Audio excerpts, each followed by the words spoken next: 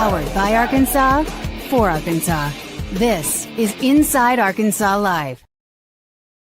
And welcome into Inside Arkansas Live here on this beautiful day here in the great state of Arkansas. I'm your host, John Neighbors, alongside Curtis Wilkerson and Andrew Ellis, and appreciate each and every one of you for making us a part of your afternoon this afternoon, as we're going to have a loaded show for you today, not only talking about Razorback coaching search, but also doing a Making the Case for one Eric Morris that we will dive into as the next head coach for Arkansas. We'll have Razorback basketball because that's happening tonight once again, Bud Walton Arena against Winthrop. We'll dive into that as well as get to our heavy hitters and, of course, get into all your chats and all the crazy madness that you guys want to dive into. But, fellas, it's Tuesday. It's beautiful outside. How are the vibes here on this Tuesday?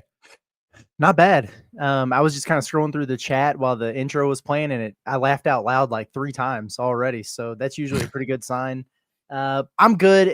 When it's a basketball game day, nothing matters to me until tip off. So I appreciate you guys for hanging out with me, and that includes you two and then everybody that's in the chat for the next hour and a half, just to kill some time, man. Like I'm ready for the game, ready for a little bounce back action. The Razorbacks just need to play well tonight. Would we settle for that? Just play well.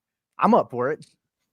Yeah, I like that. As everyone knows at this point, Tuesday is the worst day of the week by far, not even close. It's a distant 7th. But I got to say, today's about as good as a Tuesday can be. I mean, you got some Bud Walton Arena action. You got the Hogs going to bounce back in a very emphatic way tonight. Happy birthday to my beautiful queen, my fiance, Hillary Frank. She turns 29 today, so shout out to her as well. And I feel like, weather's good. Like, there's just not much to be upset about on this Tuesday, and so I'm in good spirits. Yeah, I mean, listen, the Razorback basketball team, I'm with you, Curtis. It's just like, not to say that, you'll take a win no matter how it happens, but man, it'd just be nice to, beat the crap out of a team tonight, in Bud Walton, and then not have any worries or concerns, or not be sitting there after the, under 8 timeout or whatever and just be like, still in doubt. So let's just not do that. Let's just have a good one here tonight. And of course, we'll dive into that and a lot of other things too. But don't worry, folks, you have still not named a head coach either. So I know people are all up in arms about that and the latest there. And but I think it's not to say, of course, that's the most important thing here in Arkansas. But with the Lane Kiffin crazy chaos that's going around with that coaching search, there's still going to be some other jobs that possibly open up. I'm just curious, man, and feeling like for Razorback fans are they going to be one of those teams that has to wait until the after Thanksgiving, early December postmark to finally name a guy, or will they name a guy beforehand? Because I'm trying to forecast. Maybe that's what I'm trying to do. Maybe it's all for naught, guys. I'm trying to prepare myself for these next 2 or 3 weeks if they don't hire somebody. Just trying to get in the right mindset and help myself out, because it's just getting to the point where I think everyone is just fed up and wanting someone to get hired. But jeez, it's like there's just nothing new right now, and it's still pretty status quo. Oh, buddy, if we think it's been crazy over the course of the last few days, let this drag beyond the morning after that Missouri game. Like when Arkansas season's over, if they haven't named a coach real quick, people are going to start going absolutely nuts. I don't think they're going to, by the way, whether they have a guy or not at that time, but it's going to be crazy, man. People are going to be demanding change, demanding answers from John Neighbors. At least that's what was happening last night in that Discord. But it's going to be interesting to see. And, I feel if I was Hunter Yurachek or whoever, is all involved in making the hire, search committee, all that, I would be pretty motivated, I think, to not only have my guy in place, but make it known before the rest of this madness ensues, right? Because we're just at the tipping point of all this, and we'll see what Lane Kiffin winds up doing, but his decision is going to make everything a little bit crazier, right? Like, does that mean Ole Miss opens? Does that mean Florida or LSU has to pivot to their number? It's going to get crazy, and other jobs are going to open. You don't want to be caught up in the middle of all that. Get your guy, get started on your attention, get ready for the portal, and let's start rebuilding an entire roster. If they don't have somebody named, within the first several days to a week, I guess, after the end of the season, one of two things has happened. Either they are scrambling over there, or they hired somebody who's in the playoff. And I would hope it would be the latter if that's the case.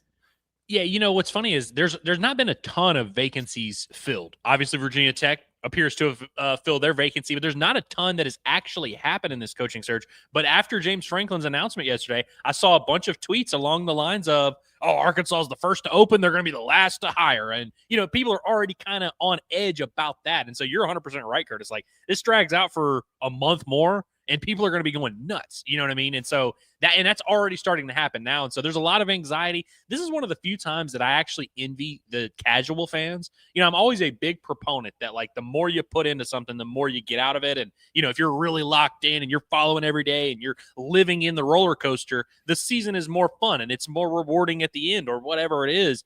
The coaching search, I actually do kind of envy the casual fans who aren't living on this roller coaster. Like, I talked to my dad, who at this point he's gotten up there a little bit. His fire is gone from his belly a little bit.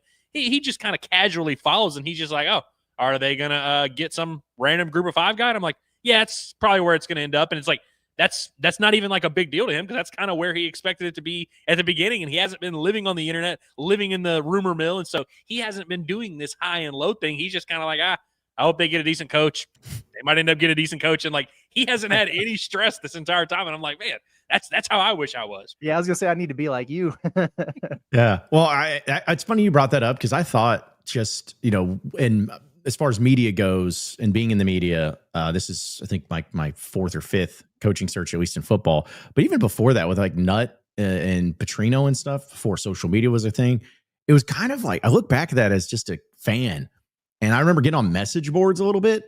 But other than that, it's kind of just like, well, when it happens, or somebody would get on the news and be like, oh, we're reporting this one guy, this one name. And you took it as, hey, that's true, because it's what's going on. And now it's just been elevated such to another level. And I think, guys, when you mix in, of course, things we talked about, firing a coach and with 7 games left, and it's going to be, elongated here, but just in general, looking at it from the college football landscape, because of an expanded playoff, that's what really makes this thing so chaotic. And like the thing with Lane Kiffin's why it's so chaotic. Because before, if you had no chance at going to the BCS championship, if you already lost like 2 games, it's kind of like, hey, well, if I have to miss out on the Fiesta Bowl or whatever, obviously you don't want to do that, but it's whatever. But if you don't want to miss out on a chance at being in the playoff, and you won't know you're into the playoff, even if you lose 2, and in some cases, maybe even 3 games, you may still be in it. And the horrible look it would have if you were one of those coaches that make it, and then you bounce on your team before the playoff hits, like that just can't happen. So I think that's also what's made it so complicated. Again, not from the Arkansas perspective only, but just from all these college football jobs, group of 5 guys that are fighting for playoff spots and everything. It's what's made it even more complicated as far as the timing goes on all of this, because you don't want to miss out on a chance on a playoff, but these other schools that are coming after you, they don't have time to wait around either. You got to get in there and start getting after it. That's the crazy thing about it. And I feel like this might ruffle some feathers. Arkansas, I don't think, is in a position to tell a coach who's potentially coaching in the playoffs, even if it's a G5 guy, like, hey, we got to know right away. You know what I mean? Like, we're not waiting for this. I just don't think Arkansas is that type of job right now. Now, the situation with Lane Kiffin, I think is completely different. It's very, very interesting, man. And I don't know. I wonder how you guys feel about it, because I keep going back and forth, because there are times where I get really pissed off, like, for Lane Kiffin. I know he trolls, and it'd be easy for him to be like, I'm not going anywhere, whatever, make a definitive statement. But he's, the hottest coaching candidate in the country. And there's 2 of the biggest jobs in the country that are open. It's very clear that they're pursuing him and everything.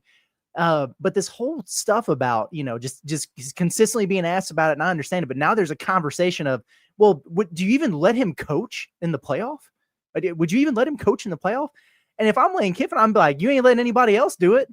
I built this roster. Like, I've got this team where it's at. What the hell are we talking about here? So it's a mess. And he doesn't do himself any favors by going on, with Pat McAfee and doing all the stuff that he does there. But it's just crazy. And it goes back to what you're saying about how this is a little bit different than it used to be with the playoff and everything that goes into it. Jobs opening way earlier. It's kind of a mess. And I don't think anybody's really handling it particularly well so far. No, and I do think that the chaos of it all does kind of help Arkansas. I don't know if it'll really make a huge difference, but it does help that there are a lot of other teams going through this. And, you mentioned Arkansas wanting to be at the front of, because there's going to be more moves, whether Kiffin moves, whether Drinkwitz moves, whether whatever happens.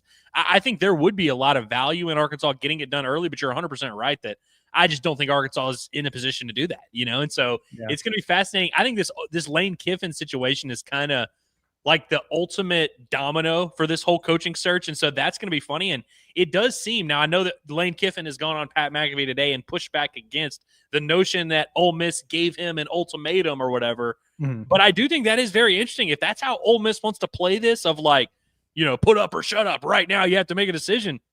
That is going to be very interesting. And I think that's bold. And I don't even know if that's necessarily the right way to go about this. And so I think there would be, in a perfect world, Arkansas is able to kind of get their guy, as average or mediocre as the candidate may end up being. They get their guy, and they at least have a stable situation where they can go to work and just kind of watch everything else unfold. Because I think during portal season, like, I think if your coach, I mean, even if it's only 4 days, you've had a coach in place for 4 days against some of these people that are still looking for a coach and still negotiating, still doing whatever, still having contracts. Like, I think there would be a lot of value in that. And so ideally, we just know it's not going to work out where Arkansas is on the forefront of this and where Arkansas is, thinking ahead and forward thinking and getting a head start on everyone else. If I had to guess, Arkansas is going to end up being right in the middle of this whole mix, trying to hire a coach in the middle of portal season.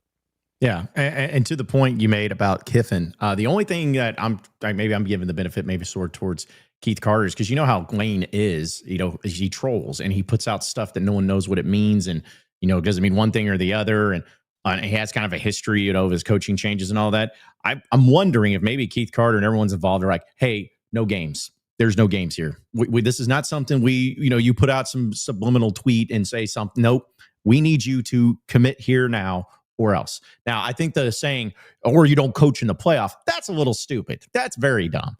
But as far as I get the pressure that you need, because if you're Ole Miss too, it's like if he's going to, say if he goes to LSU, like who's used to say that he's not going to be like, all right, all you players that are playing for me here at Ole Miss, I'm going to have you come down here to LSU. Hey, don't worry about playing. Are they going to give their full effort into the playoff? And is the focus going to be there?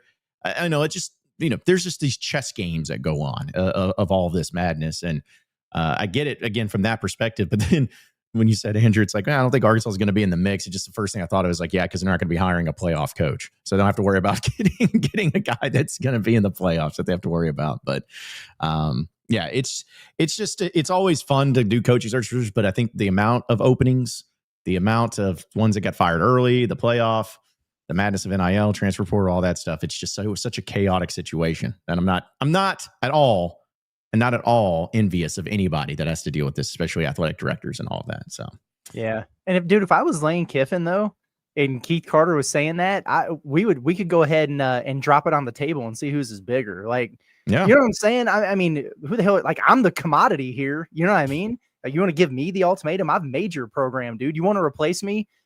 Good luck, and I can go make more money at Florida or LSU. So, if that's the way you want to play it, that's fine. But if he runs Lane Kiffin out of town, I wonder how good that's going to go for him. It's a weird situation. But in fairness to your point, though, if I was Keith Carter, I would feel that way. Dude, we do this every year, and this is getting crazy. It's a distraction from everything that we've got going on right now. Make a move. So I get it from both standpoints. I definitely get it from both sides. And like, I remember, this kind of, I know it's a little bit lower level situation, but this kind of happened with Kendall Browse at Arkansas, where every offseason there were all these rumors. Oh, he's going to be the Miami offensive coordinator. Oh, he's going to be the Mississippi State offensive coordinator. Oh, he's going to be the TCU offensive coordinator. So then Sam Pittman in Arkansas held that position of, you know what? If you want to keep doing this, you know what? We're setting the line right here. You either go or stay. And he left and went and had success, and Arkansas hired a really bad offensive coordinator and had a complete disaster of a season. Now, it wasn't a direct one-to-one thing, but it's like, I get wanting to put your foot down, and I do agree that Keith Carter has to some extent. You can't just let, Lane Kiffin do whatever he wants, talk with whoever. So you have to put your foot down to an extent, but it's like, you're the lesser job here.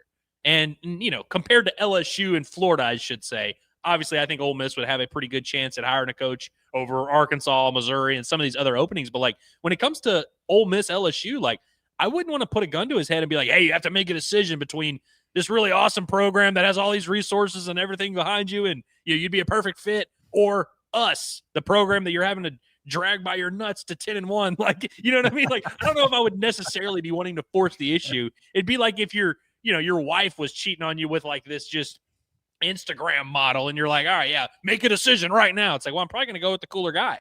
Yeah. No, I think that's what's going to be fascinating about it is I get like you said, Curse, both sides of it. But also, if I'm Ole Miss, I'm like, hey, Lane Kiffin is what making you what you are right now. Like you have not been really that relevant, and here they are. He's doing it, so maybe just give him a little bit of slack. Maybe give him a little benefit of the doubt and make it move forward. So, but speaking of the coaching search, we're going to dive into something specifically here on Arkansas side of things. But first, got to tell you about our friends over at the Eye Center of Northwest Arkansas. We know your vision is crucial. It is vastly important when it comes to everything in your life. You like to see things. You like to be able to watch the games on TV. You like to be able to go to Bud Walton Arena and watch the games. You like to look at stats. You like to look at numbers. You like to do all these things.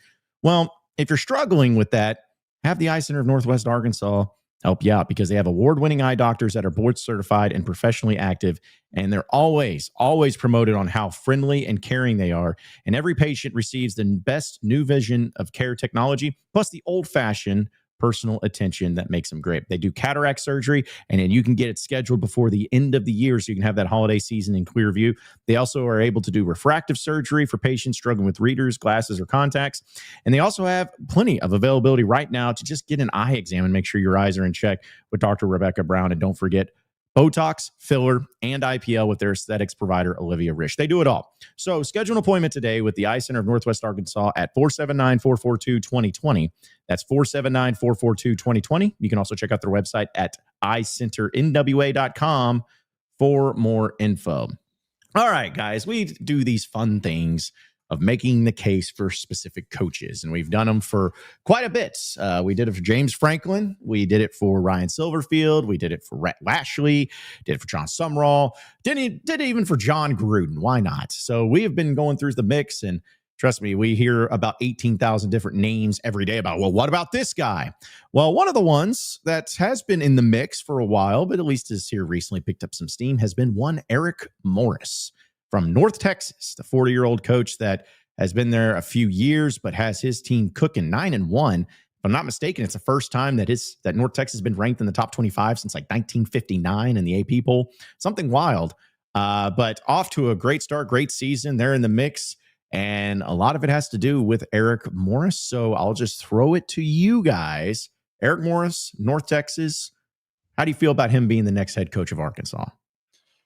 It depends on what you mean when you ask that question. How do I feel about him as a coach and what he could do at Arkansas, or how do I feel about his chances of getting the Arkansas job? Those are two very different answers based on what we've been hearing. But I'll say this, more than anything, if I'm making the case, I would just like to inform the masses that Eric Morris is not Chad Morris. And he is not related to Chad Morris. That feels pertinent, since that is a deal breaker in the eyes of some Razorback fans that are still, scarred by that era. But I don't know, fellas, like for the most part, I'll let you guys make the case for Eric Morris. I feel like I go first on these a lot of times, and I'm like, all right, I have every bullet point about the dude's life. Quarterback whisperer, doing, more with less than these other AAC coaches. We'll talk about all that stuff, I'm sure, but I can tell you what I've been told about the situation, which is that he's one to keep a very, very close eye on in this search. I think I posted early Saturday over in the Discord. Look for him to potentially be the flavor of the week, in terms of a new name there. Turns out that's kind of the case. And, we've all heard the rumors that Arkansas, maybe they have their man. Do they not? Is it signed? Is it a handshake agreement? I was told over the weekend that there were a couple people affiliated with the U of A telling folks down in Baton Rouge that he was their guy. Okay. Let me be clear. This came from a trusted source of mine who was privy to those conversations. I promise you, while I'll acknowledge that the U of A will use media to spread their propaganda, they ain't using me. All right. They are not using me, especially for football. But, and I've since heard a couple other things from some other folks I trust that add a little bit of fuel to that fire. So we'll see. He's been one of those names that's been consistently linked to the Arkansas job from the start. John, you mentioned that, but when Marcelo talks about candidates, he brings up Eric Morris. Nakos, he'll bring up Eric Morris. Those guys, you trust them, fine. If you don't, you don't. I know Oklahoma State is a school that's involved there. Do I believe that he's like signed, sealed, and delivered, and it's just like a formality for him to be announced? I don't know that I would go that far. I think it's far too early to do that. And these things are way more nuanced than that. But could Eric Morris maybe be your bird in the hand here down the stretch? If the U of A, they're trying to see who strike three is after they whiffed on, Lashley and Franklin, maybe I could see that being the case. So I know there's a lot of discussion about him, what he's done, what he hasn't done, comparing him to Golish and some of these other guys. I will say this, and then I'll turn it over to you guys. But if I'm thinking about what this is going to look like in the offseason for Arkansas, which is going to be like a complete roster overhaul and rebuild, I do look over there at North Texas and I see, a top 10 offense by pretty much every measure.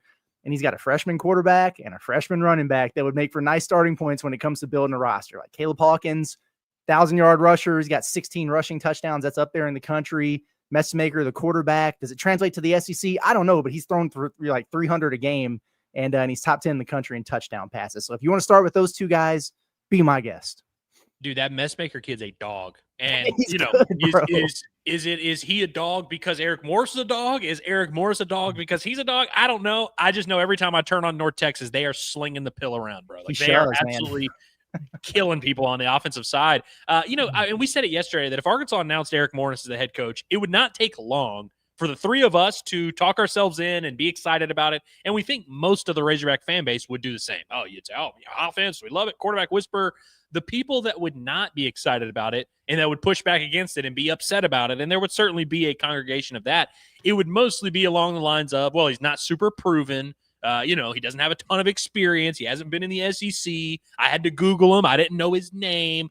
That's the case against him, is that you didn't know who he was 5 days ago, and you're not super familiar with him. And again, certainly wouldn't have been like my first choice. He wasn't a guy that when we started this whole process, I was like, yo, you got to get Eric Morris. And so I like what you said about him being kind of the consolation prize, but I think you're right in saying that he's a damn good consolation prize. Like, yeah. I think there are far worse options. And frankly, I think you need to get through this level of guy. I said it yesterday, everybody, Arkansas misses out on James Franklin and it immediately goes to, well, let's just get Kane Womack or Bobby Petrino. And I'm like, y'all skipped like 45 names on the list. Like, why did we skip through all these guys? But I think Eric Morris is a guy that I'm a big Mike Leach fan. Like, I'm an admirer of Mike Leach, the person, God rest his soul, of course. I loved what he did as a football coach. I really do believe heavily in that dude's football mind and his, schematics. I think the culture, I just think everything that Mike Leach did, like, I was a huge fan of. And of course, Eric Morris played for him, coached under him a little bit, coached under Cliff Kingsbury, learned some offense there. I really like what Eric Morris did at Incarnate Word, which is a school some of you guys might not have heard of. It was him and G.J. Kinney who went there. And their first year, they take Incarnate Word to the FCS playoff. I think they made a run there. They were competitive with some good teams. They had a little bit of a down year in his second year, but then they win 10 games in his third year, get right back to being in the FCS title mix. Like, I thought that was really impressive. And then he left it for G.J. Kinney, who kept it rolling there. And then, of course, G.J. Kinney's gone on to have some success. And so I just feel like Eric Morris, like, is he this transcendent coach that's going to reform the way we view football? Probably not. But he does seem like a guy who's been around some really smart guys. He's had a lot of success everywhere he's gone. Literally every single stop he's had, he has had a lot of success, and they've scored a ton of points. And I just feel like he's kind of one of those guys that has a little bit of the Midas touch. Every coach that he's interacted with has kind of gone on and been better for it. And I don't know if that's directly because of Eric Morris, but I do think there's something to the idea that he's been a part of a lot of really solid coaching staffs, learned from a lot of really good people that he's going to need to take some things from. And I like it, man. I could definitely get behind it. I like the fact that he's young. He's, obviously coaching in the Dallas area right now, which for the University of Arkansas, Dallas is like the most important city. Like, literally every single kid I talk to at the University of Arkansas is from Dallas. And so I think that's a big thing that you could see the program maybe lean into, of maybe just being like, hey, we're just going to be Dallas U. I don't hate that. And so there's a lot to like about Eric Morris. And frankly, like, I think every time I see people jumping straight to the idea of Arkansas hiring a failed coordinator, I think you need to get more familiar with guys like Eric Morris before you jump there. Yeah, I was I just looked at, of course, his resume, and you guys kind of went over it too. But the fact that, here's something that'll get everybody excited. Guys, he was the offensive coordinator of Patrick Mahomes, at Texas Tech, when they had the second ranked offense in the entire country, the team that beat you with Cliff Kingsbury in 2015. He was the offensive coordinator there. And it was the incredible type of balanced offense that he had. And, being at Washington State and North Texas and everything. And you mentioned the guys that he has there now. It's incredible because their quarterback's already passed. It's funny. You don't see this very often, but he has exactly 3,000 yards Like not like over like 3,160. No, he's like exactly 3,000 yards, 23 touchdowns, 4 interceptions, 13 sacks. They also have a guy, Caleb Hawkins, who's their running back, who's about to go over 1,000 yards. He's at 933. He's averaging 6 yards a carry. They have an explosive offense all over the place. They're 9-1. They'll probably, I guess I don't want to jinx them really, but their final 2 games are against Rice and Temple. So there's a very good chance both teams are 5-5. There's a very good chance that they finish this season going 11-1. And based on that, and depending on where it all like plays out and the connections, the youthfulness, because he is only 40 years old. He's learned under some great coaches that were all mentioned, like Mike Leach and Cliff Kingsbury and everybody. It's like one of those things to where I've always felt that Arkansas needs an offensive-minded coach to succeed at the highest level. And he is without question a highly successful offensive-minded coach who's learned under some of the all-time greats.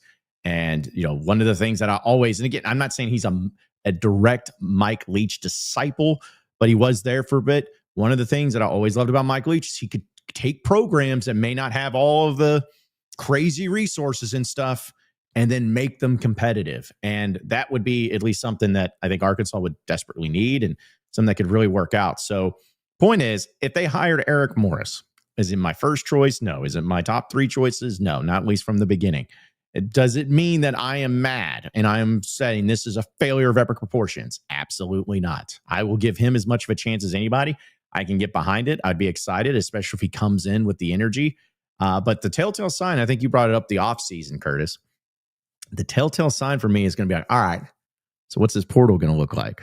We assume that he'll bring in some of his players from North Texas, but what if they don't? What if they don't come with him? It's like, okay, what's the problem here? Is it the funding? Is it is there something else going on there? That to me is like, I'll get behind the coaches. I'll be excited about coaches, and he's definitely one. But that transfer portal and what you're going to be looking at as far as the additions you make and who you get and who you beat out other teams for and all of that, that to me is going to be the telltale sign is, all right, is there actually the investment, the funding, the money, all of that being put forth? Or is this just going to be a discounted way of keeping the program afloat for a short period of time? That's going to be the biggest thing.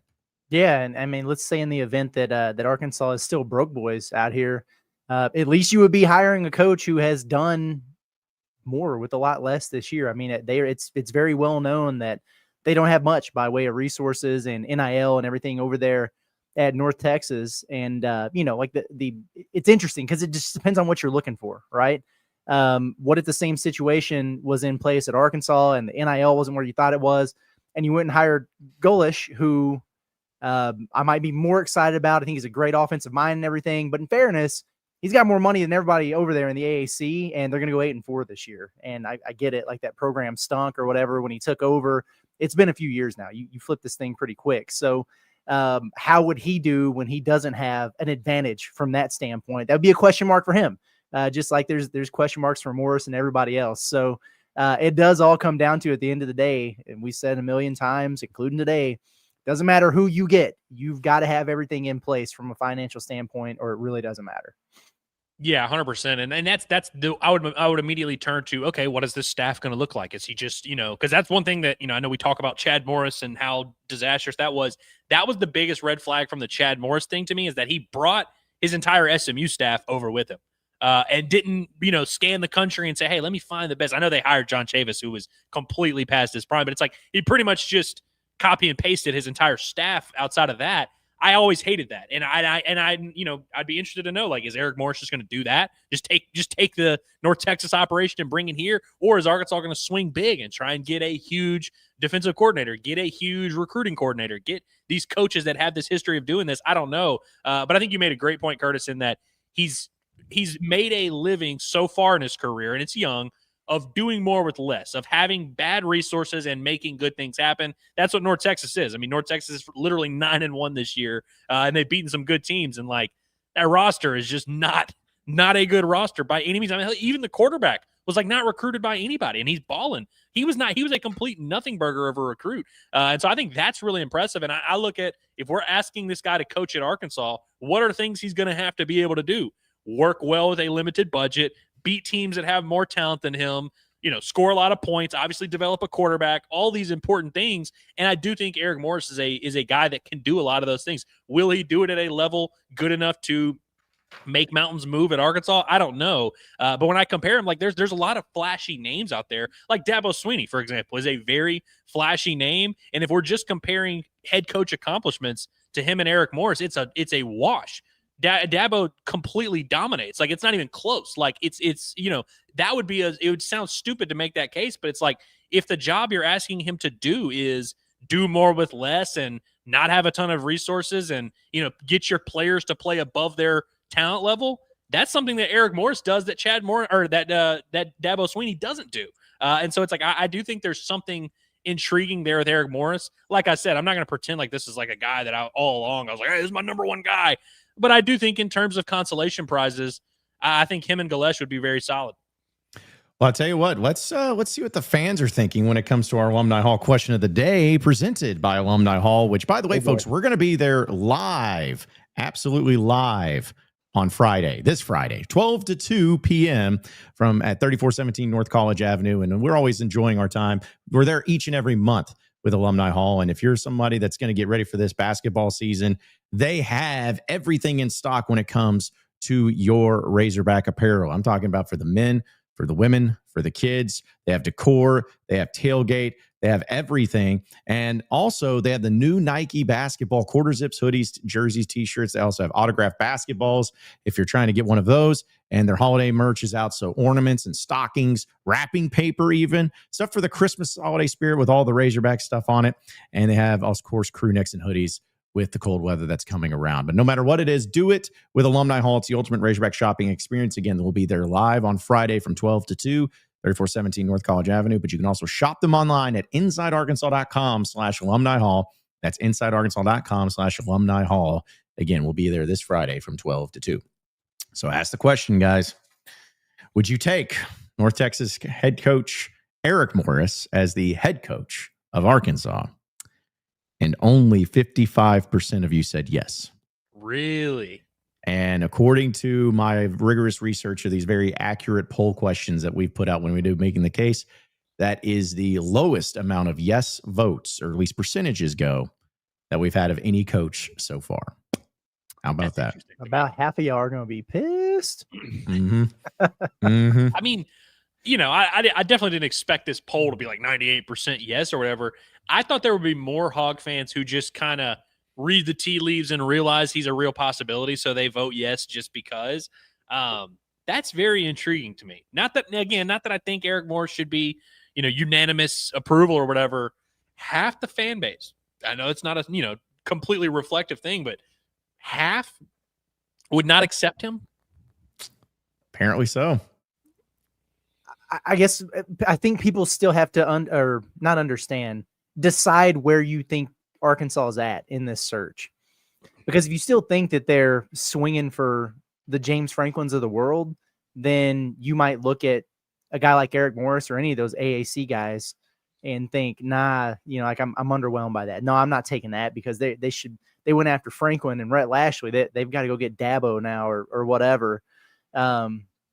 Convince Kenny Dillingham to leave a place without NIL to come to a place without NIL. Like whatever.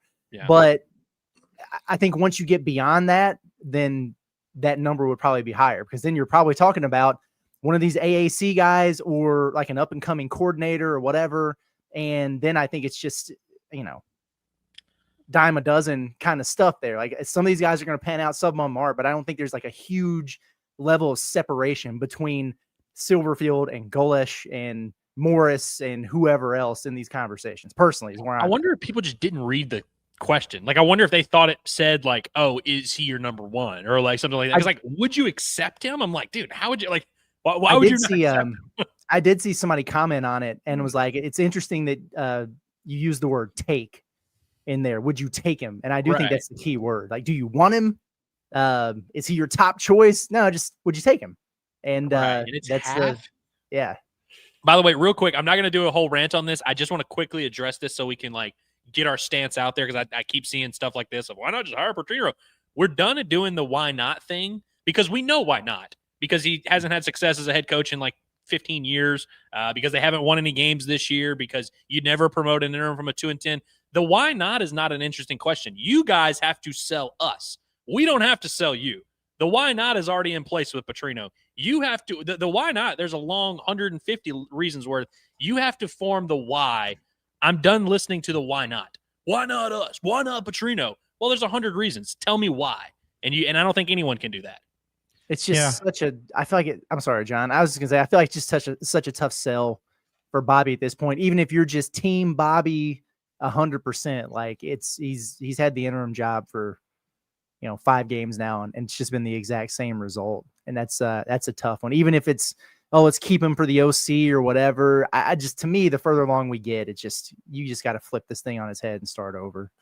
Yeah. And that's kind of how I feel too. It's just, regardless, if there was a couple wins in there this season on his belt, like even if he just beat Auburn and Mississippi State, which I think we all agree they should have 100% have done. Shoot, they should have beaten LSU.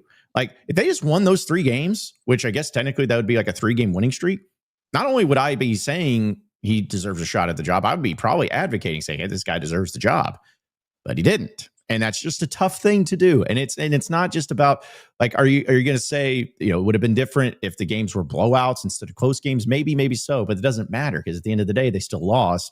And it's just not something that you can sell a whole lot of people on saying, hey, we're promoting and taking the interim tag off a guy that went 0-7. Like that's not going to do it. Usually when these things happen, it's because something good happened from the interim spot. Something positive happened. But you just haven't seen it yet, and it's just the unfortunate thing about it. So, but we'll get to some of your chats, and I know we'll have some basketball conversations here in a bit too. But want to remind everybody that OZK Insurance is the official insurance company of us here at Inside Arkansas. I know you're tired of juggling all those different insurance companies, just trying to find the right coverage for you. It's nonsense. It's a lot more difficult than people even realize, and then you start trying to figure out like, well, how do I know who's the best? How do I know which one's the most affordable? Well, let OZK Insurance help you out because they're going to make it simple for you. 100% independent agency. They shop the entire marketplace and deliver the best combination of cost as well as coverage, which saves you all the time and the money possible. Whether it's auto, home, boat, motorcycle, life, commercial insurance, any of those things, their friendly team has access to a wide range of flexible options designed just for you. They serve Northwest and Central Arkansas, including Bentonville, Centerton, Fayetteville, Little Rock, Hot Springs, Springdale, and beyond. So be sure to let OZK Insurance be the trusted advisor you never knew you needed. They have over 600 5-star reviews on Google. That's right, over 600 5-star Google reviews. So start with a free online quote today at ozkinsurance.com. That's ozkinsurance.com. Or you can call 479-715-4200. It's OZK Insurance, protection made simple. All right, guys. So getting into the chat, which I'm sure is a really, really good one here today when it comes to our takes of Eric Morris and everything. But we all know the rules. Super chats get read first. Shout out to Lil Mountain Shocker. I don't know. It's the username. Says, I would like Morris as our new coach. If you examine this season, North Texas had the easiest AAC schedule, only playing USF and losing 63-36. Yeah, because they haven't played Memphis or Tulane yet, I don't think. Or I guess they don't in the regular season. So, yeah. But they did beat the Navy team that just beat Golish's ass. And they were, 8-1 or 9-1 or whatever at the time. So, they beat the UAB team that beat who did UAB beat? Was that Silverfield? It was somebody. Yeah, UAB beat Silverfield. These all run together to me. Yeah. UAB beat Silverfield for sure. That's right. They're all the same thing. Like, do we agree? Like, I get it. Some teams are better than others. It's like in the AAC, which is actually a good conference. They're all kind of the same. Yeah. Mm-hmm. Well, North Texas. I was just gonna say they beat Lamar, Western Michigan, Washington State, who almost beat Ole Miss, Army, South Alabama, lost to South Florida, UTSA, so they beat that dude, Charlotte, Navy, UAB. Yeah, they really haven't played many of those teams in there. So, and I assume, I'm just gonna be honest, I assume they have a conference championship game, right? I think so. Yeah. Okay, so they'll probably end up playing Tulane, Navy, and East Carolina, who are all at the top with only one loss in the conference. East Carolina beat Silverfield the other day, too. Yeah, that's right. So Memphis might be out of the picture. Maybe that's what you need to do, Razorback fans, when it comes to these AAC or the American Conference coaches, whatever. just take whatever's the best one of them all at the end of the season and say that's the one you want. If it ends up being North Texas or John Summerall or Silverfield or Golish or whoever, just take that one. That's the one that you want. But hey, listen, I know people could talk about schedule. I get it 100%, but you still won the games. You're like, they don't have any indication. They have no say in what the schedule ends up laying out. So, can't really hate on them for that. Shout out to the super chat of Joffer just coming in. CW, run the triangle with Ewan. I'm delusional.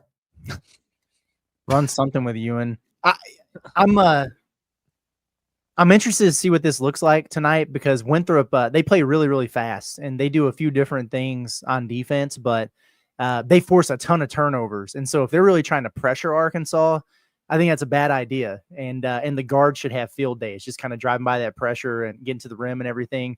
They also do this matchup zone a lot, and it's like it's like a point zone. It's like a 3-2 kind of. So just having somebody in the middle and getting it in there, and whoever that is should really eat. And I'm sure like Trevin will get some of that. They like to use Billy in there sometimes. I wouldn't mind seeing Malik Ewan when he's in there getting those touches at the elbow and going to work. So, but yeah, the triangle. Why the hell not, man? Let's get into it with our guy Malik Ewan there. Hopefully he plays better tonight. Yeah, just get Phil Jackson on the phone and have him just roll in and then run it.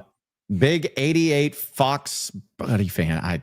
I'll admit, I feel a lot better after y'all's making the case for him because before that, I had no idea who he was, and the Morris angle was making me a bit squeamish.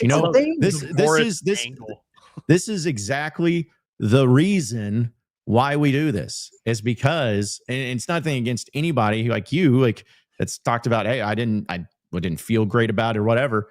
The reason we do this is because there is a lot of stuff about these coaches that you may not know. Like, what's the coach? Just name escaped me. The guy that said James Madison that some people have brought up. Bob Chesney. Yeah, Bob Chesney. It's like I don't know if we're going to do a making the case for him, but a lot of you probably have no idea who Bob Chesney is. I didn't even remember his name. So the point is like you could end up just at some point being like, I actually like that guy because all I heard was James Madison, Bob Chesney.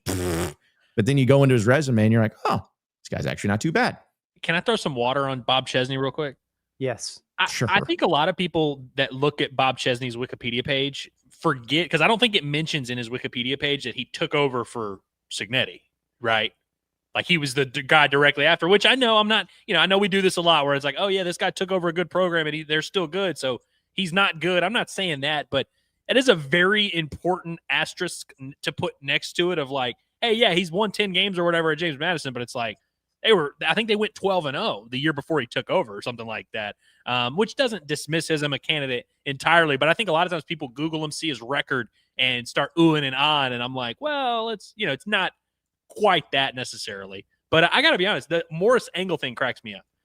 Like if you want to say, hey, I don't want to hire another coach from a small conference that, only has a few years of head coaching experience, that's one thing. But like literally just being like the Morris Angle, like he has the last name of Morris. So it's like, can't do it. Like if there were things that would scare you about Eric Morris, I think it would be that, oh yeah, he hasn't had like a crazy amount of success in the AAC, which is comparable to Chad Morris. Although even Chad Morris was way worse at SMU. Like I think he went 2-10 his first year at SMU. And Eric Morris never did that. Yeah. I don't even know if he went 2-10. I think he went 1-11. I think it was like something like he had 1 win, 5 wins, and then 7 wins, something like that. But yeah, it wasn't great though. It wasn't great. Let's see. Also, jeez, people are wilding in here. I like this from our guy Trey. Just says, "You can yell my heart, my achy breaky heart. Just don't think it'd be. You understand what?" It's a Billy Ray Cyrus lyric. Okay. Trey's hammered on Tuesday at noon. No, well, as we all wish we could be. Heartbroken Hog says, "What do y'all think about Biddy saying that Hunter is looking at a defensive-minded coach?" It reminds me of whenever NACOS reported that Edo and Arkansas have been in contact. Because, like, what do you mean you're looking at defensive-minded coaches? I'd hope you're looking at every single coach in the country. I'd hope you're looking at special teams coordinators just to make sure you've crossed all your T's and dotted all your I's. If it does turn out that Arkansas is like dead set on hiring a defensive head coach, that would be notable. I don't believe that to be true, and so I honestly don't put a ton of stock into, oh yeah, they're looking at defensive head coaches, because like I would imagine they're looking at a lot of guys. Yeah, I mean, I don't know anything about as far as the direction of it and what they're doing, but I'm kind of with you. It's like I don't think you should limit it. I always felt, like as I said, offensive-minded coaches seem to be the ones that have the most success at a place like Arkansas. But I also don't think like if you hired a defensive coach, be like, well, this is not going to work at all. Like you can look at all the different angles. It would not be my choice personally. I do find it interesting that I guess of all this, what we do know is that there's a lot of support for Lashley and they wanted Franklin, neither of which are defensive coaches. Right. So I don't know if they like missed on those and was like, screw it. Let's just let's try something different. Maybe that's the case. I don't know, but I'm going to go ahead and throw it out there. The conspiracy, the reason they're trying to find a defensive-minded head coach, guys, is because they're trying to keep Petrino on as the OC. So you can't have two offensive-minded coaches. It's like somebody's going to spin that zone, baby. They're going to spin that. If I know Trey Biddy, like I think I know Trey Biddy, and I do know Trey Biddy, I think he really likes Kane Womack, and I don't think that's a secret. Like I think he's been kind of being the ringleader of the hey, Kane Womack could be a real thing. I would imagine the Arkansas's looking at defensive-minded coaches is like 90% geared towards the fact that he really likes Kane Womack and hopes that they go after him. I guess you could throw Summerall in there because he's the only other guy that would maybe fit that, like realistic guy that would fit that criteria. Maybe there's another one. I don't know, but I don't know. I don't know what I'm trying to say here other than just I don't put a ton of stock. I don't know if I necessarily buy that Arkansas is like dead set on only looking at defensive guys, and mostly because almost all the candidates that we hear real smoke for are not defensive guys.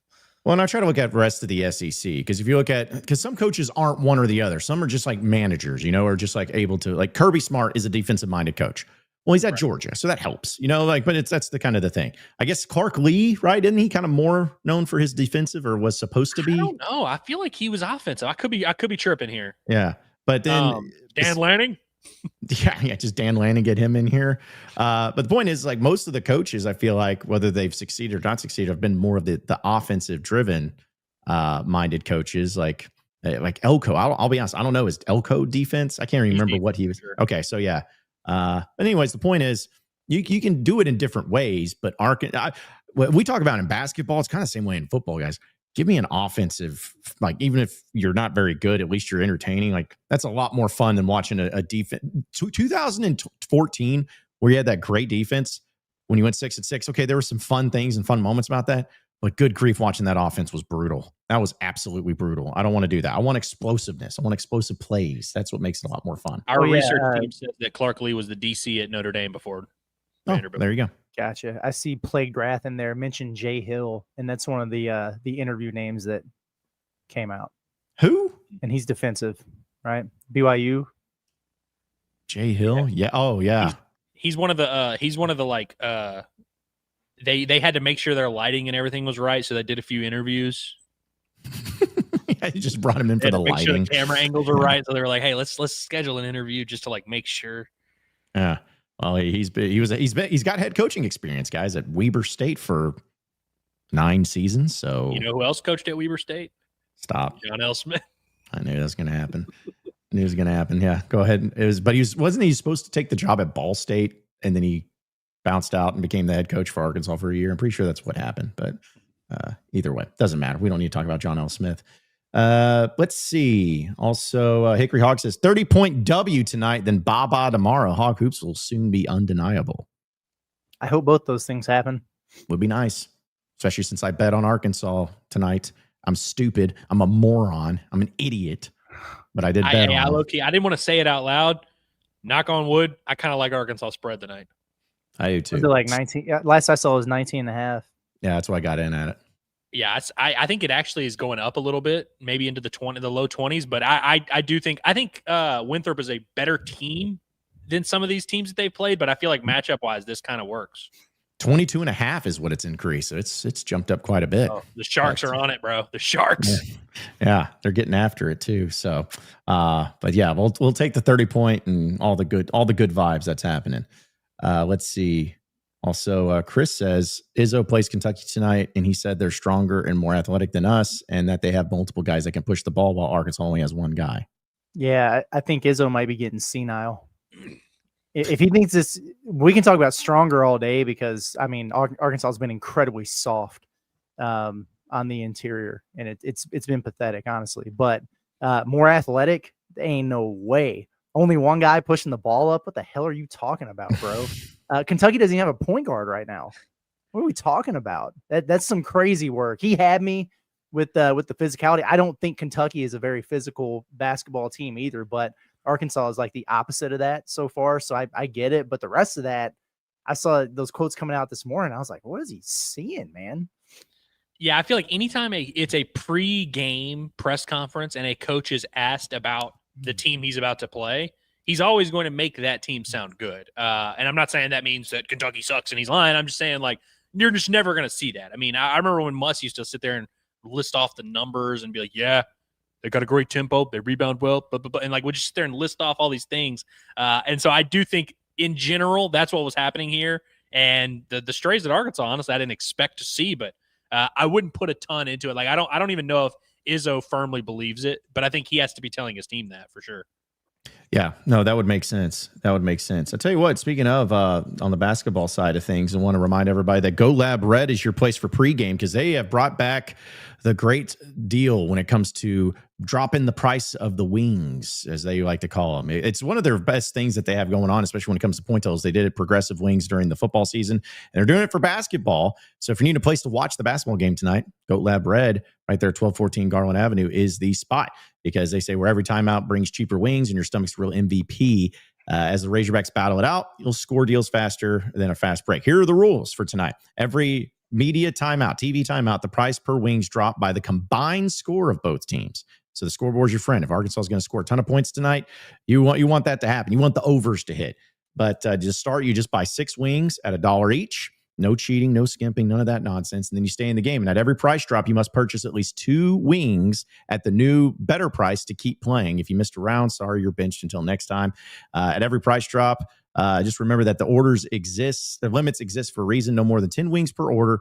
And also, you must finish your current order for placing another. You can't wing hoarder. You can't go no to-go boxes. None of that nonsense. Play the game, folks. Don't try to cheat the system or anything like that. Play the game when it comes to the Progressive Wings. No sharing allowed. But remember, you got to bring your appetite, cheering voice, maybe a sweatband because the real winner tonight is anyone who brings the free wings to celebration. Just remember, bragging rights are calorie-free. So loosen your belt, raise your napkin, and make this Razorback game deliciously unforgettable with Goat Lab Red, 1214 North Garland Avenue. All right, so a few more of your chats here, too, since we've been talking Razorback basketball. And it is tonight, 7 o'clock, Bud Walton Arena. I'm not even going to ask this question, but I am going to ask this question, guys. Crowds, right? Crowd going to be solid? Huh? Maybe? No. I didn't think so. That ship is sailed. I am now concerned at what the Louisville crowd's going to look like. I was just about to say, I was like, I'm sure it will be a pretty solid crowd, but like, if we go up to that Louisville game and there's 12,000 people there, it's not going to stun me at all. And that's what's sad. It's like, oh, surely not. Surely it'd be great and especially awesome. And Duke, they do Duke. Come on, show up at the game. Yeah. But if I have any tickets, folks, I'll be sure to tweet it out and let you know. So if you want to go, doesn't mean I'm going to guarantee a squat. I'm just saying, if I have any extras and you're interested, just DM me and I'll see what I can do and see if anything's come my way. So let's see, like you got Cats by 21. Man, Cats by 21. You're about to. Man, I'm just going to say, you're about to piss me off. I threw him in timeout for just a little bit. And honestly, I'm about to throw him in the. I feel bad because it's like, I don't know. I don't know. I really get annoyed sometimes and I want to ban him. No, I'm about to say, throw him in the gulag if that's the case. He says, March Pope going to show y'all how to handle Izzo. Boy, can't wait. Sounds like if he had some nuts about him, he'd go play him in East Lansing. How did he earn the moniker of March Pope? Was it the 2 career NCAA tournament wins that did it? You know how sometimes they honor, like the remembrance of someone is not their birthday, but when they passed away, it's where all his seasons die in March. So, I mean, hell, we thought it was kind of crazy that Tom Izzo was still doing the March thing. At least he's had success in the tournament before and has won a title and made some runs. And hell, he went to the Elite Eight last year. I can't accept March Pope. Well, what makes me laugh? You have to make like one run in the NCAA tournament, like at least like go to a Final Four or something. Now that Tom Izzo's running that mouth, though, I'm thinking I might want them to lose. I don't want either team to win. Let's just end it in a tie. Yeah, there you go. Well, I was going to say it reminds me of the Charles Barkley thing that he did on NBA back when it was on TNT when they were making fun of Playoff Pete. They called it or Playoff Paul, whatever. Who, and then he's like, they don't call me Championship Chuck. He's like, I didn't win any championships. It's like you don't see me walking around doing that. It's kind of the same thing. It's like you just made something up because you want it to be true, even though it's so far from actually being true. Let's see. OKC Hall comes in. What is wrong with you guys? Can't give up on Ewan just because he hasn't played well to start. Pringle hasn't either. Give it time. He's talking to the chat because there's a lot of debate in there, but I did want to pull it up. I think anyone who's given up on Ewan, it's probably because not that he's playing poorly, but it's like a lack of effort. And, John Calipari calling him out now in multiple press conferences. You got a Hall of Fame head coach who sent 70 guys to the league in your 4 games into the year, and he is begging you just to play hard, just to try. And that rubs people the wrong way. It's why Billy Richmond is a fan favorite, because you never have to ask him to play hard. You know what I mean? That's what it is. Like we know he's a really talented player, and you hope that he figures it out. But it's not a good sign usually when right away in the season, your head coach has to come out in multiple press conferences and be like, "Hey, we need Malik Ewan to play harder." Yeah. I mean, obviously, I agree. You can't give up on him. I mean, you have to play him. You have to get something out of him, and they will continue to play him. But I'm certainly not going to be clutching my pearls over fans being like, "Hey, Ewan sucks." I mean, go out there and play hard. But I think Pringle's been outside of that Sanford game the other day. I think he's been pretty good. He's been more or less exactly what he was advertised to be: physical, active, whatever.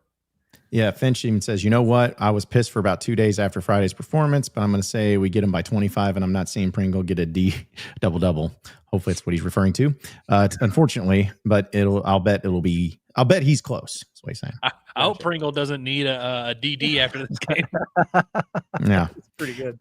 That'd be rough if that was the case. Let's see. Also, just Brian says, Curtis, I played at your old high school last night. McCrory had a great atmosphere for basketball. By the way, daughter drops 25 on the Jags. That's pretty cool. I like that. Yeah, it's they show up for their sports, man. I'll give them credit for that.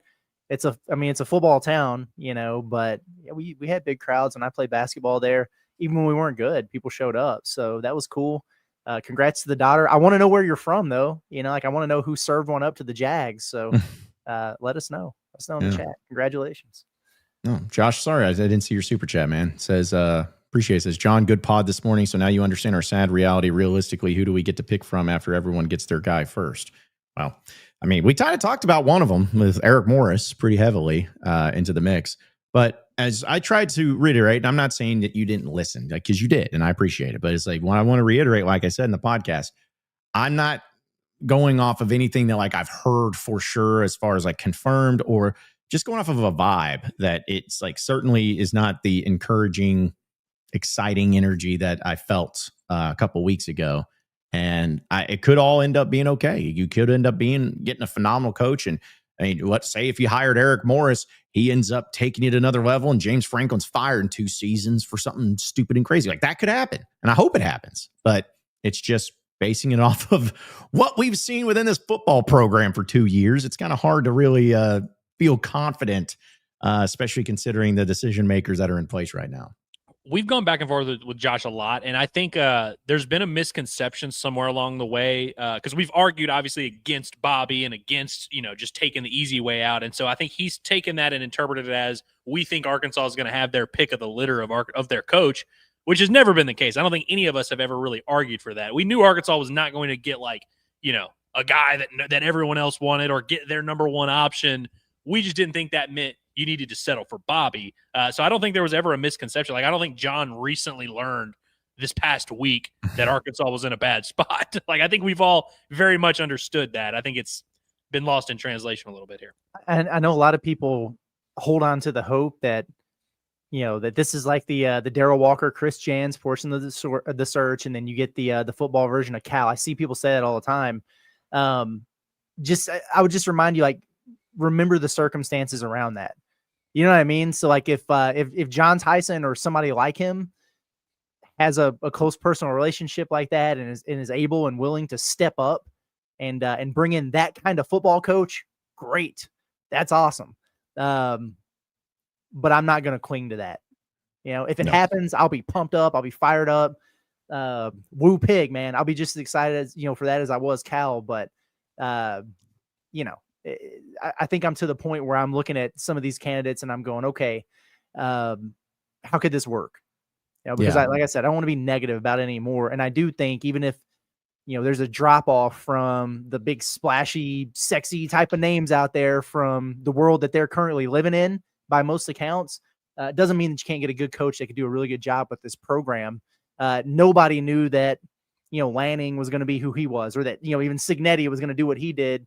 Maybe you luck into that type of guy, or maybe you get a guy who just kind of piddles along for a few years and he gets fired and you do it all over again. That's the existence that we live in, man.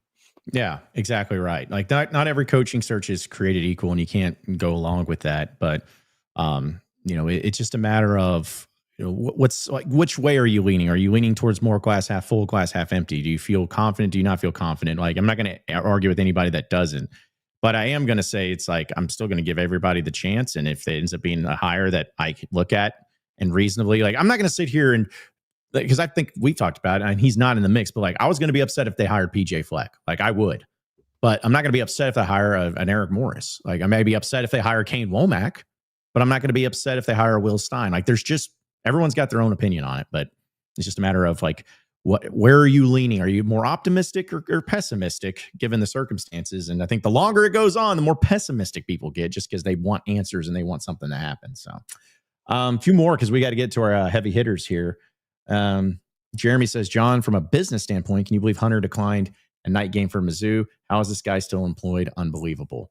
I don't know if anybody is going to agree with me on this, but I did kind of take an issue. I know, surprise with that, because I like, it's your one. I know no one cares. It's the game that no one cares about, but it's like the one night game. Could you not just? It was scheduled to be a night game, and then ESPN comes to you and they're like, "Hey, man, we literally do not want to play your game, and we don't care. So could you move your game up to the afternoon?" They're like, "Sure, whatever." Again, I know it doesn't matter. I know probably, but I had like the reason maybe I'm feel that way is because I had people who were coming into town that I know that are friends that were trying to go to that had been planning to go to the game, and they had to adjust their entire like deal, like their flights and everything to try to make it work because they were planning on certain things. But either way, it's just one of those deals to where you're going to go an entire season without one single night game at home. I know you suck. I know whatever, but not one night game. And the only night game you even got close to was because of the delays from lightning. That was the only chance you could get for a night game this season. So anyways. And that does stink. And honestly, there's a lot of things that I'd like to critique Hunter Yurachek on, not wanting this football team to be on primetime for their final game. I'm not upset about that. Just they could play that game at 9 a.m. if they wanted to, but I also don't have tickets and I'm not traveling to get there and everything. So, and the tailgate experience, I understand all that for sure. Yeah, I'm not gonna like freak out too much about this because like I don't think Arkansas frankly deserves to play in a night game with their football team. And in a nutshell, it does make sense. I do think that since we're talking about Hunter Yurachek, I don't know if this was like, I don't know if he answered the call and worked out this deal. I think it's just the latest a billion example of Hunter Yurachek doesn't view Arkansas as a like legitimate football program. He doesn't feel like they should be on big stages. He doesn't feel like they should get things that, other people get. And so to him, he probably looks at it and he's like, honestly, we shouldn't have a night game, which to be fair, this football team doesn't deserve a night game, but as the athletic director, you'd like to see them kind of push back a little bit and be like, no, you're not kicking us out of our night game. We've had this scheduled for months. Yeah, especially since it was like the one flex game or game that was not a flex game where it was like, 2:30 or 6. It's like, no, this one was a night game from the jump. But yeah, still, it's unfortunate, but it is what it is. So let's go ahead and get into our heavy hitters here on the show. And it's presented by our friends over at HD Roofing and Construction, because we know storms can hit unexpectedly here in the state of Arkansas, and dealing with all the elements that come along with the weather getting colder out there. We're talking about snow. We're talking about ice. It's going to be raining at times. The winds are going to be coming in. Well, you got to make sure that your roof is good to go, because the last thing you want to do is have an issue with the roof when leaks are coming in and damage is happening to your home and it's too late.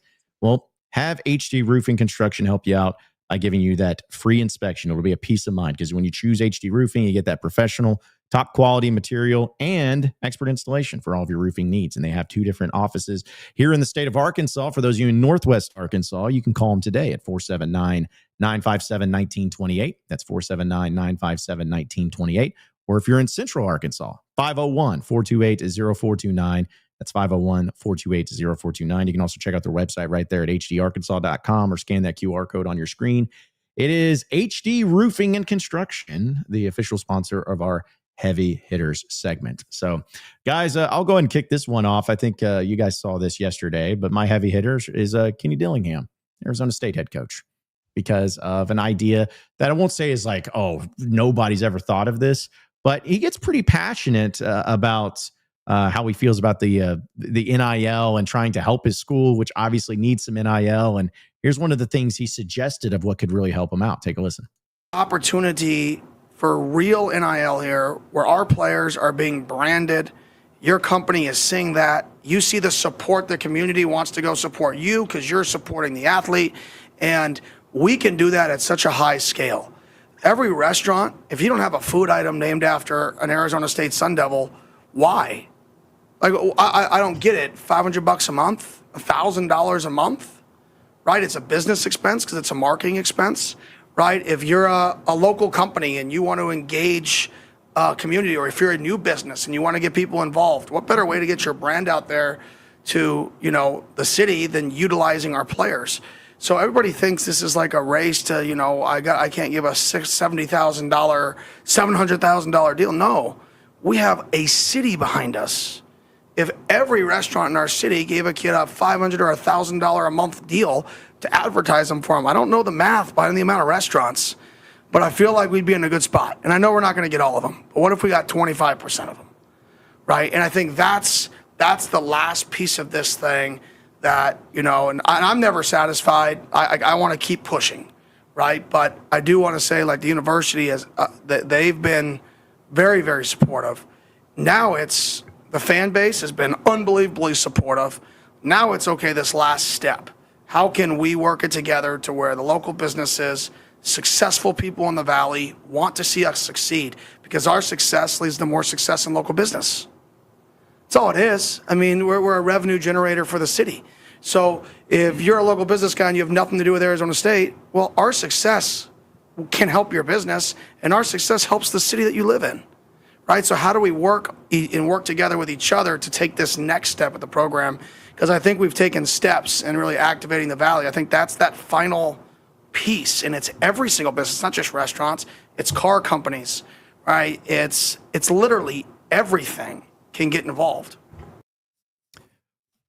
It sounds like it makes sense to me. It sounds like such a great idea. And you could almost, and the reason I really like this is because you could have replaced the city and the team with Arkansas and the state. Because as we all know, a successful football program can always be helpful to the state of Arkansas and the economy and all that. But it was just one of those things where I'm like, well, it sounds so simple. Why isn't this being done? Why couldn't it be done? I think probably part of it is the hula hoops you have to jump through to try to maybe make something like this happen. But those are the things that I felt like NIL would make the most sense. And if you need help in it, like really promote and partner with businesses and local businesses and Razorback fans in general for stuff like that. So, well, if you need a new Valley to activate when you're done with your current one, you can come activate the River Valley, and you get them going a little bit, my man. So that was good stuff there. The whole time I was listening to that, I was kind of laughing because I just felt like this is a conversation that me, John, and Andrew have, after several beers at Smitty's. We're just like rolling off the ideas, and we're like, this is what they got to name the sandwich after Nick Pringle. It's just it's really good. But he's right, man. It's like, get the administrative support, get the fan base on board. Okay, what's next? Like, let's get the city, the local businesses, and everything like that. So that was good stuff there from Dillingham. It's good stuff, and he's done stuff like this before, of like kind of hammering the drum for support NIL. He's clearly trying to get as much as he can for Arizona State, so much so that he even floats his own name for other openings so that he can maybe get a little bit more, which I do appreciate. But no, he's preaching the right message. And like you said, John, it sounds so simple, and it's more complicated, and it's going to take a lot more. And I think it's going to be honestly a tough sell to go to that random car dealership owner that doesn't care about the Arizona State Sun Devils and get them to care. But I think he's preaching the right message, and I think it's something that the longer he's there and the more success they have, I think he's going to have a lot of success, getting people to buy in for sure. Sun deviled eggs. You're welcome. Yep, there it is. Exactly. Yeah. But again, if it's anything like Arkansas, though, they won't let you ever use the team name or anything like that. You can't even use the freaking color, because heaven forbid the state that supports and everything ever uses anything that could even equate somewhat to a pig.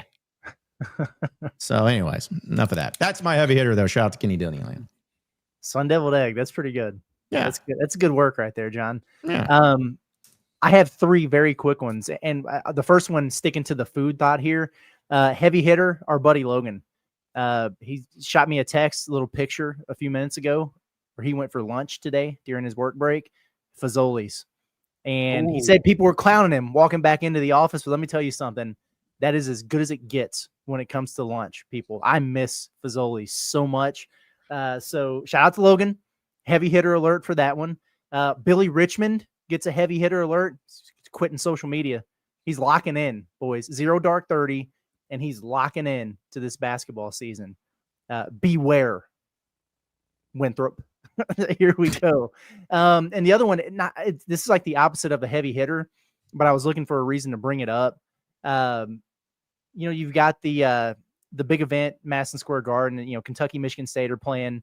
You got Duke, Kansas. It's a big time matchup, man. Everybody gets excited when you see Duke, Kansas. It's something you watch even if you're a casual college basketball fan. Darren Peterson not playing, hamstring tightness. It's like the 3rd game in a row he's missed with a tight hamstring or whatever. This seems very load management ish, and it stinks because he's so good. Like for some one standpoint, I get it, I understand. From another, people are like, yeah, he's they're gonna hold off on him. He's not gonna play that much. That just sucks because this is such a good freshman class, and it goes beyond, the first few guys, and Arkansas has really good guys, but this is a really, really deep freshman class. College basketball has been missing that, man, because it's been so transfer portal dominant for so long now. It's like there's a shift a little bit back towards the norm, and you've got the potential here for a matchup in the mecca of basketball between, Boozer and Peterson, but Peterson's got a tight hammy, so he's not playing. That sucks, man. Yeah.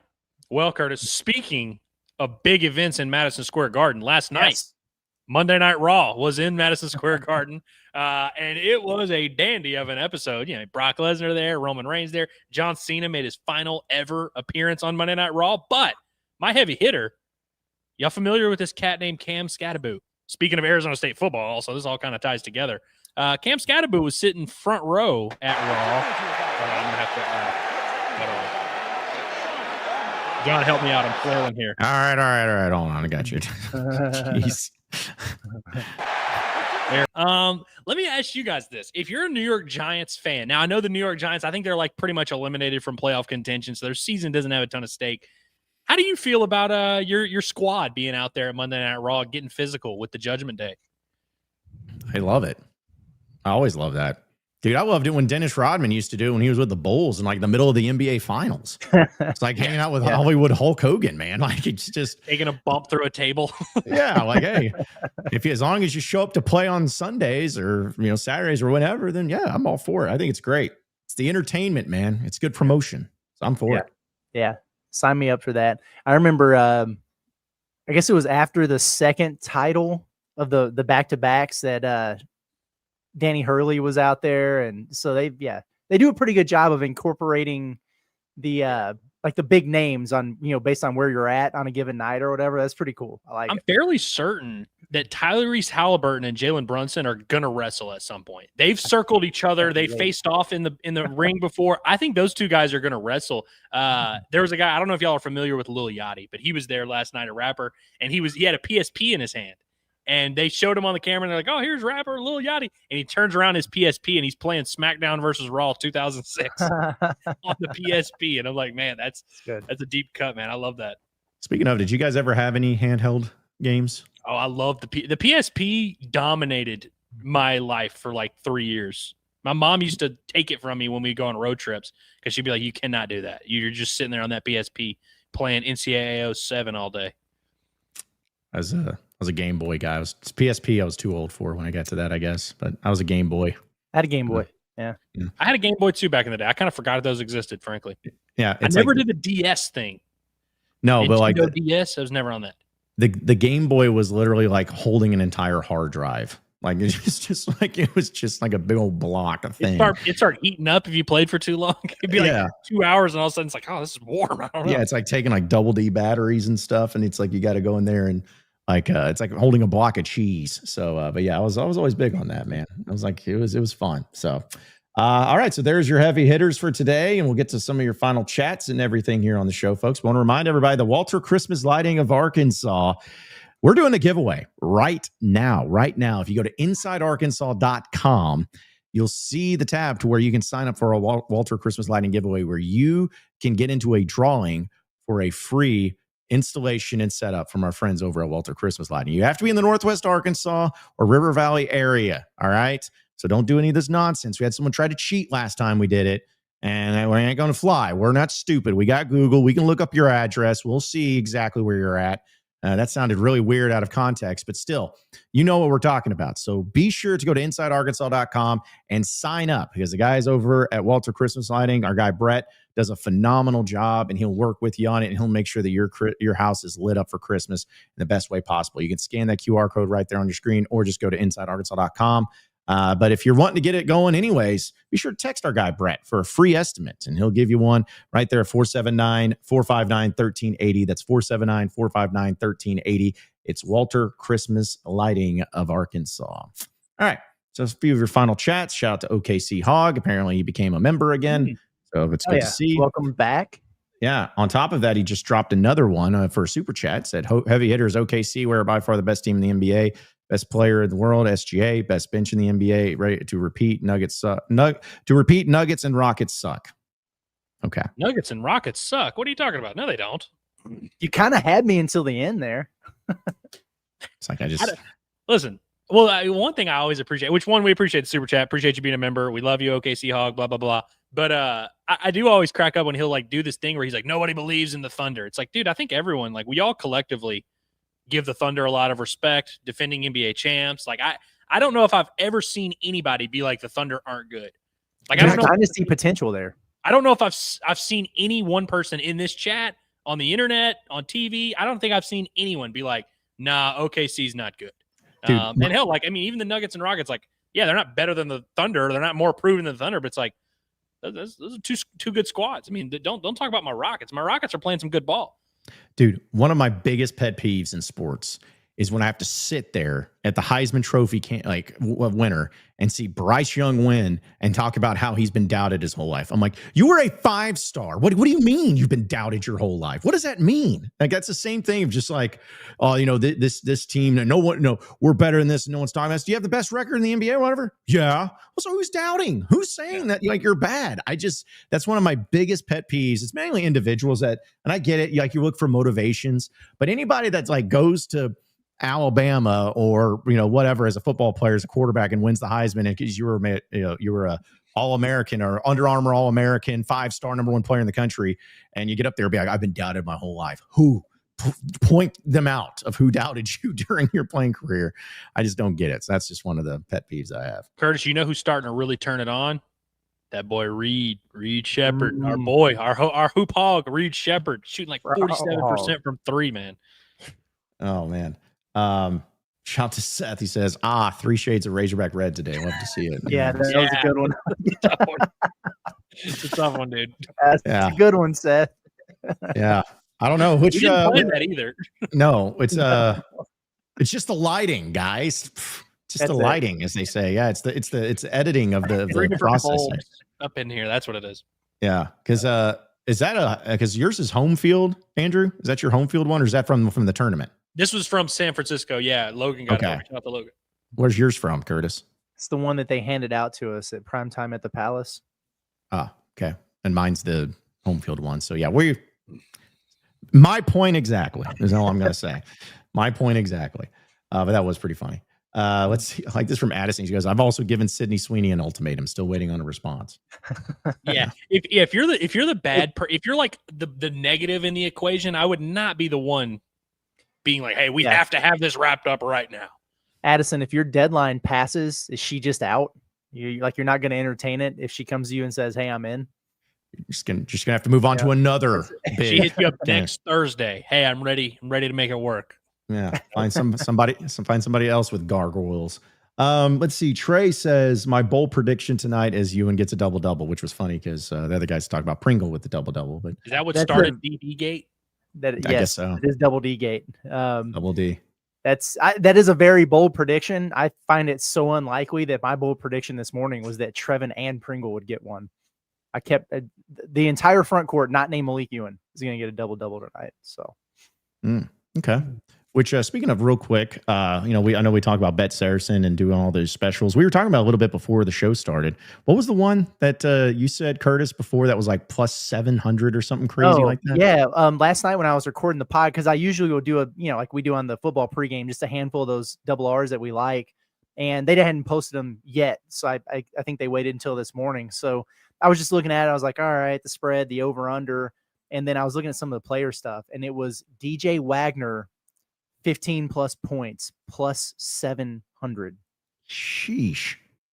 I'm going to find that one. It's like just because I'm not saying he for sure will, but for that odd. It's not crazy, bro, at all. No. Couple threes, some from free throws. Yeah. For Trey, he thinks Malik Ewan's going to have a double-double. I kind of like this one from Ewan. If they play him a lot, over 6.5 field goals attempted, over 15.5 minutes played, which if he takes 7 shots, that means he definitely played 16 minutes. I think this could be a Malik Ewan game. We're going to eventually have one, right? It's gonna where happen. He just has 14 and 8. Yeah. Well, and then the one for DJ Wagner's you put up, Curtis, the other one that I saw was like DJ Wagner over 5.5 3-point shots attempted and then over 2.5 field goals made. So if he goes 2 of 5 or 2 of 6, I guess, I don't know if he'll take that many.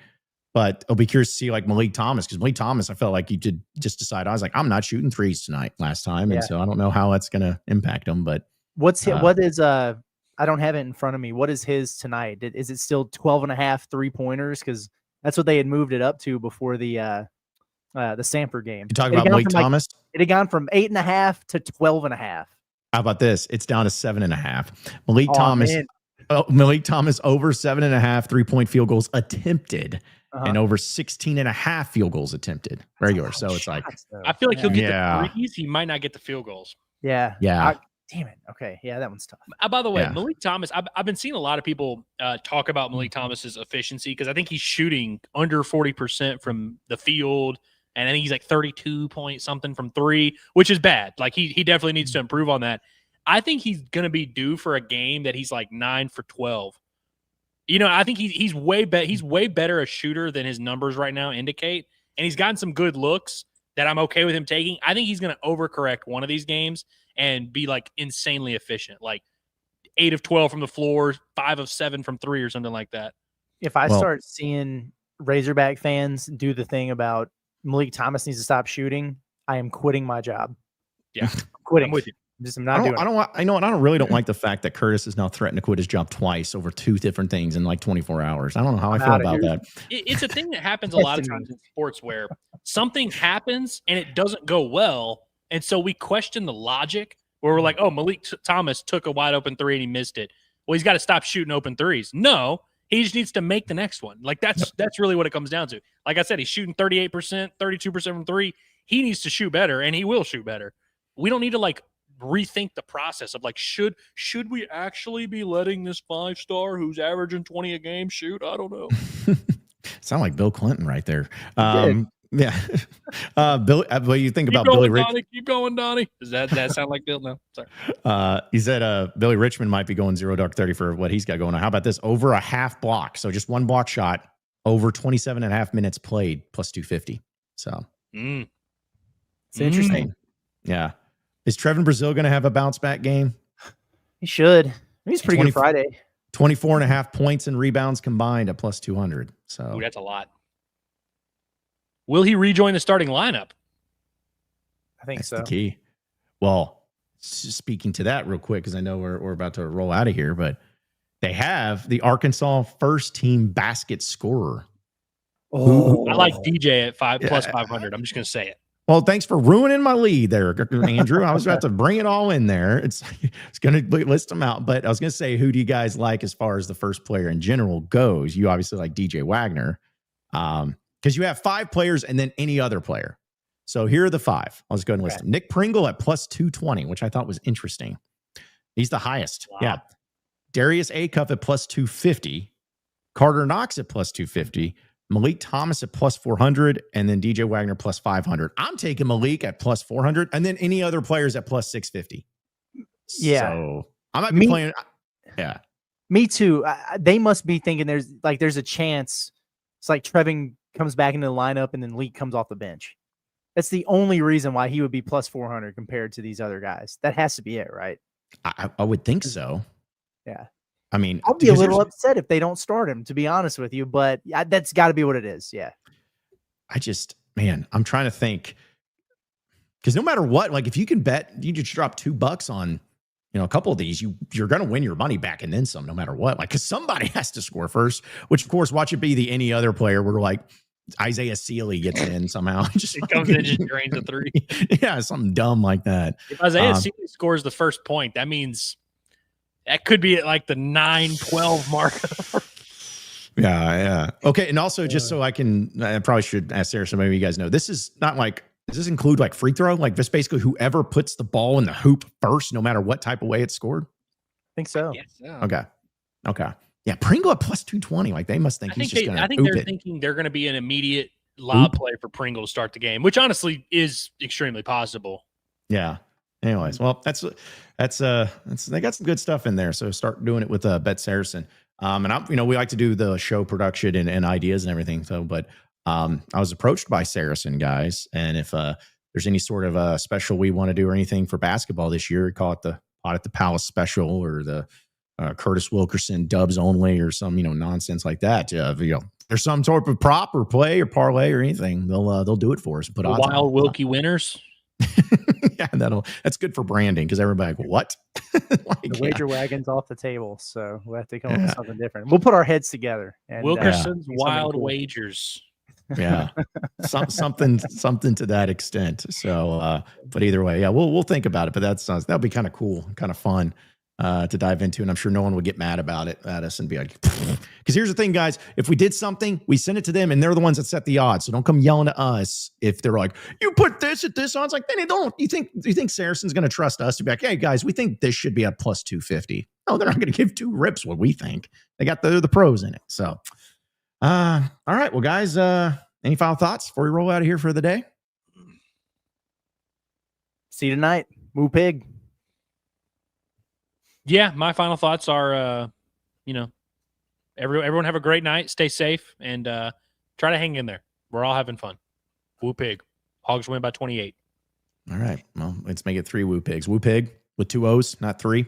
And appreciate all of you who have listened and watched and subscribed. We're having fun. It's a lot going on. Razorback basketball, coaching search, which we know is going to be happening. We know recruiting is going to really start picking up. Transfer portal. All of the madness is going to continue on. So be sure to keep it right here at Inside Arkansas on our YouTube page, on our social media.